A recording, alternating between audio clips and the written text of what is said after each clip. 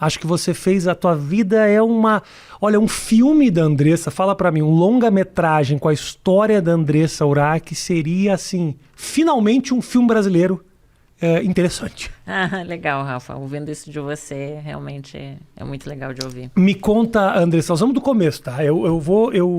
Tem muita coisa que você já falou. Provavelmente a gente vai repetir muito assunto que você em algum momento já disse, mas eu falei, quer saber de uma coisa? Eu quero conhecer do zero.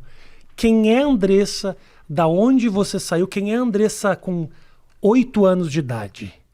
Nossa, 8 anos de idade, eu recém tinha saído de um abuso sexual, porque minha mãe me deu quando criança, eu vim da cidade de Ijuí, interior do Rio Grande do Sul. Meu pai é descendente de alemão, olho claro, e eu nasci muito escurinha. Aí quando eu nasci, meu pai disse que eu não era filha dele. Minha mãe tinha 14 anos de idade, uma criança, não tinha condições financeiras de me criar e me deu para uma família. A família que era para me cuidar, o homem bonzinho, aos olhos de todos, era o que me abusava, dos 2 aos 8. As minhas memórias são entre 6 e 8 anos, então alguns flashes mais pequenininha. Nesse período, eu sofria muito já, porque quando a gente é abusada, a gente não tá entendendo o que tá acontecendo, até porque existiam ameaças da parte dele na época, se eu contasse pra alguém.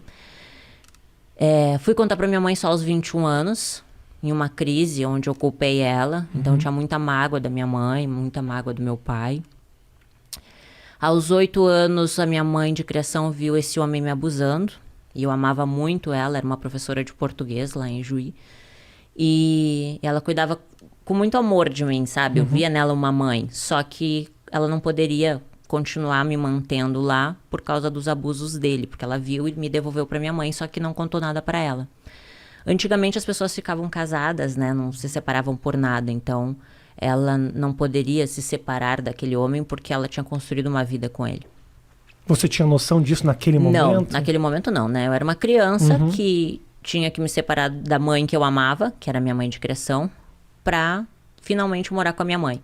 Só que minha mãe era uma criança. Eu acredito, Rafa, hoje, que a pessoa não pode dar o que ela nunca recebeu. Se tu não recebeu amor, tu não sabe dar amor. Então, a vida dela foi um pouco assim foi também. Um pouco, eu não vou expor muito ela, né? Okay. Mas ela passou por muitos problemas também. E aí eu me tornei uma adolescente muito rebelde. A gente não tinha amizade, eu e minha mãe. Ela brigava muito comigo, me batia muito. Então, aos 11 anos, eu comecei a fumar cigarro, beber, colocava piercing para chamar atenção. Até eu tenho a sobrancelha rasgada aqui, porque eu mesma furei a minha própria sobrancelha na frente do espelho. Botei um brinco gigante, porque eu já queria chamar atenção. Na verdade, eu queria ser amada, né? Eu buscava a atenção das pessoas, né? Aceita. Então, com 11 anos, eu sofria isso, sabe? E eu era muito magrinha. Então, eu via as meninas gostosonas, assim, tipo, nossa, os meninos querem ficar com elas. E ninguém queria ficar comigo. E aí, eu colocava meia dentro do sutiã pra ter, sabe, peitos. E passei por vários problemas naquela época de depressão, só que eu não entendia, porque naquela época a gente não conseguia conversar com ninguém, não tinha internet como é hoje. Então, nas minhas agendas, eu falava que eu queria morrer, que eu queria matar todo mundo.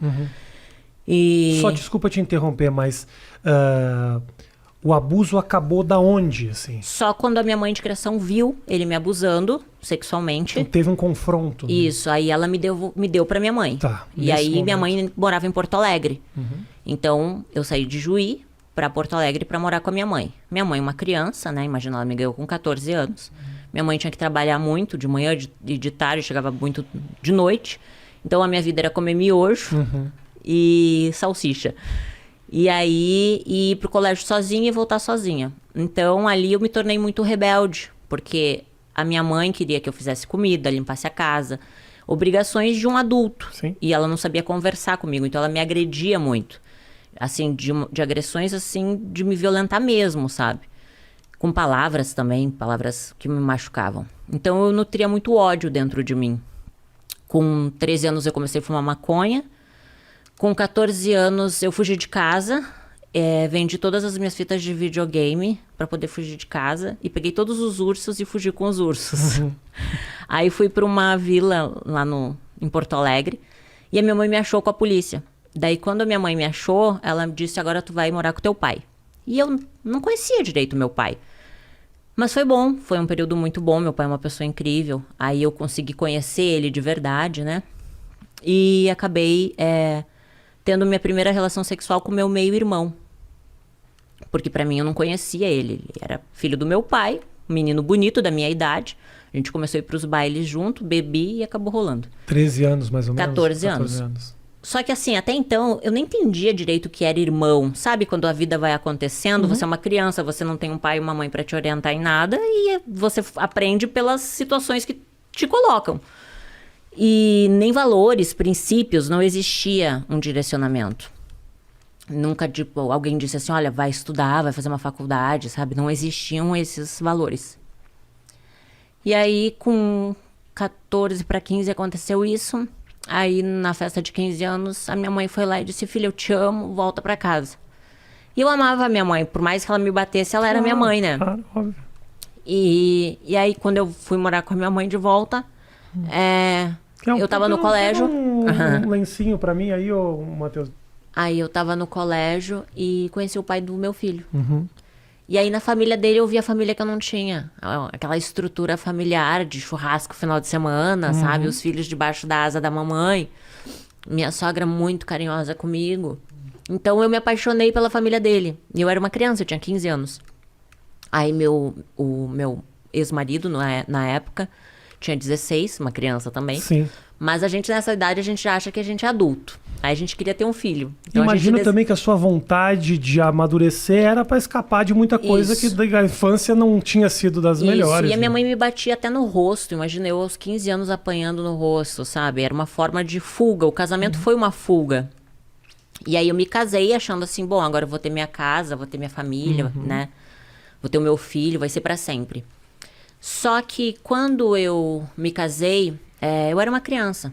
Então, eu morava com a minha sogra e foi maravilhoso. Aos 21 anos, quando a gente foi morar sozinho, eu e ele, a gente comprou um apartamento, eu me vi uma criança cuidando de outra criança, mimada, porque minha sogra me mimava. Eu não sabia cuidar da casa. Então, eu brigava por causa de um copo de água na pia, uma toalha em cima da cama, sabe? Então, nosso casamento virou um inferno, porque eu não sabia ser uma boa esposa, eu não sabia. Pô, Eu tinha... difícil, era uma criança. Eu era uma criança. E aí, aos 21 anos, só que ali, Rafa, a ambição cresceu dentro de mim. Porque eu comecei a ver as pessoas... Sabe quando você começa a ver o mundo? Pô, a pessoa tem carro. Eu quero ter um carro, sabe? Eu quero me vestir bem. Você começa a ver que existem pessoas que crescem financeiramente. Então, eu era coordenadora de RH de uma empresa de marketing promocional em Porto Alegre. Eu comecei como demonstradora no supermercado. E como eu sempre fui muito comunicativa e feliz, assim, sabe? A empresa que eu trabalhava me contratou como recepcionista, depois auxiliar do RH e depois coordenação do RH, mesmo sem faculdade. E aí eu dava o meu melhor, sabe? A primeira a entrar, a última a sair, sempre fiz direitinho o meu trabalho e sempre cresci assim. Aí com 21 anos, meu casamento acabou e aí eu me vi cheia de conta para pagar.